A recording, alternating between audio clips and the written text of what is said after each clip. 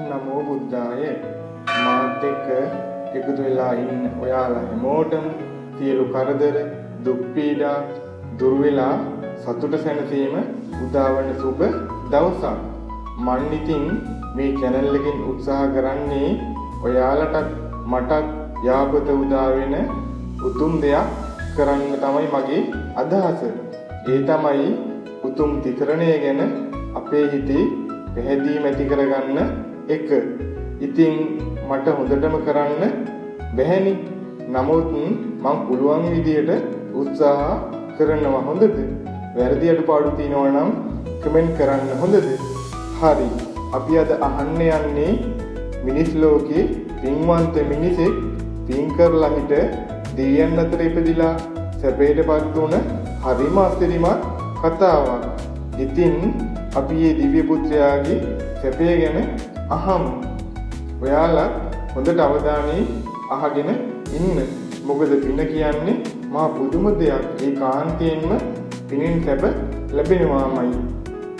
හරි. අපි එනම් ඒ පින්වන්ත කතාව අහමු. පින්වත් දිව්‍ය පුත්‍රය, ඔබ මෙහි ආවේ අහස් ගමන් නැති හස්ති රාජ්‍යයෙකුගේ පිටේ. මේ ඇතා සුදුම සුදුයි. විශාල දල දෙකක් තියෙනවා. ලස්සනට සරසලා තියෙනවා. ඒ වගේම බලවත් මහා ජව සම්පන්නයි.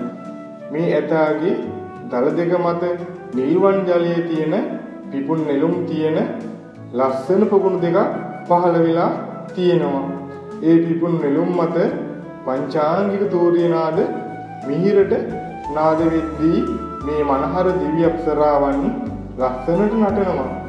මහානුභාව ඇති පින්වත් දිව්‍ය පුත්‍රය, දිව්‍ය අධිපති බවටයි දැන් ඔබ පත් වෙලා ඉන්නේ.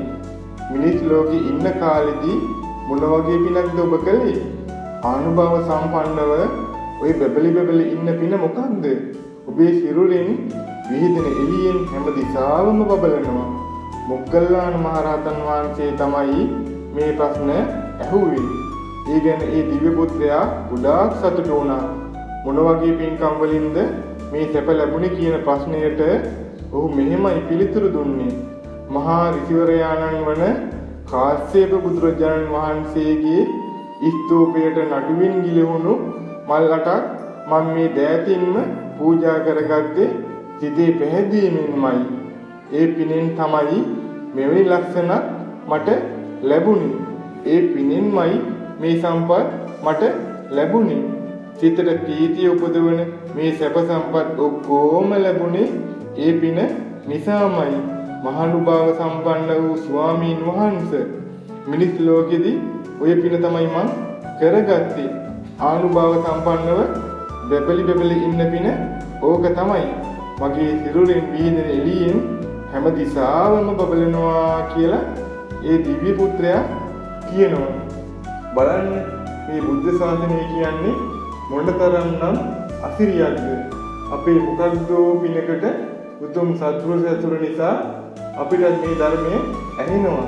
හැබැයි ටික කාලයයි තියෙන්නේ. ඒ නිසා අපිට උතුම් සත්පුරුෂ ඇසුර නැමැති තොටුපළින් දහම් නෞකාවට නැගලා සසර සමුදුරින් එතර වෙන්න වාසනාව ලැබේවා.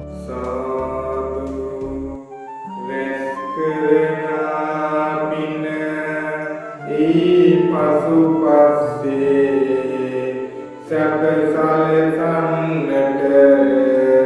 හැමතිස්සේ මේ රැස් කරන පින්නෙනවාමයි. යන ගමනේ පසුපස්සේ සීල සමාහිත නුවණ නිවනට යන මග වැටේවා.